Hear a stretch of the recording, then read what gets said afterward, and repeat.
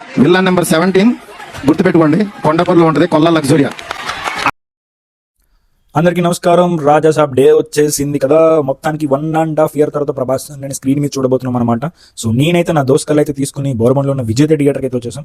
Theatre quality ఏంటి అవన్నీ ఇవన్నీ మనం మాట్లాడుకోవద్దు, కానీ ఆయన పక్కన పెట్టేద్దాం. చాలా బ్యాడ్ ఎక్స్పీరియన్స్ ఉంది నాకు ఈ థియేటర్లో. సరే, ఇంక మూవీ విషయానికి వచ్చేస్తే సినిమా చూసిన తర్వాత అయితే మాట్లాడుకుందాం బయటకు వచ్చినాక. సో ఇప్పుడు మూవీ అయితే కంప్లీట్ చేశాను. సో సినిమా ఇచ్చిన ఎక్స్పీరియన్స్ చెప్పాలంటే చాలా రకరకాలుగా ఉంది సోషల్ మీడియాలో. అవన్నింటిని పక్కన పెట్టేస్తే నాకైతే డీసెంట్ ఎక్స్పీరియన్స్ వచ్చింది భయ్య.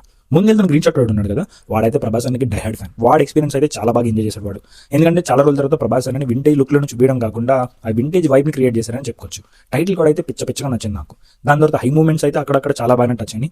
ఎక్కడ కూడా మనకి బోరింగ్ అనే ఫీలింగ్ రానివ్వకుండా అలా వేలో తీసుకెళ్ళిపోయారు. రన్ టైం ఎక్కువ ఉండడం వల్ల కొంచెం ల్యాగ్ అనే ఫీలింగ్ వస్తుంది. బట్ అవన్నింటిని పక్కన పెట్టేస్తే ప్రభాస్ ఉన్నంతసేపు బాగా ఎంజాయ్ చేస్తాం. ప్రీ క్లైమాక్స్ అలాగే క్లైమాక్స్ సీన్ అయితే ఈ రెండు కూడా బాగానే వర్కౌట్ అని చెప్పుకోవచ్చు. ఓవరాల్ గా మారుతి గారు న్యాయమే చేశారు. చాలా హార్డ్ వర్క్ చేసిన అనిపిస్తుంది. కాలా ఉన్న స్టఫ్ అంతా కూడా పార్ట్ 2 పెట్టుకున్నారేమో అని ఫీలింగ్ వచ్చింది. మరి పార్ట్ 2కి పార్ట్ 1కి లింక్ పెట్టి తీస్తారా, లేకపోతే అది సెపరేట్ గా ఫ్రాన్సిస్ లెక్కన వస్తుందా అనేది తొందరలో తెలుస్తుంది. మొత్తానికి ఇది నా ఎక్స్పీరియన్స్.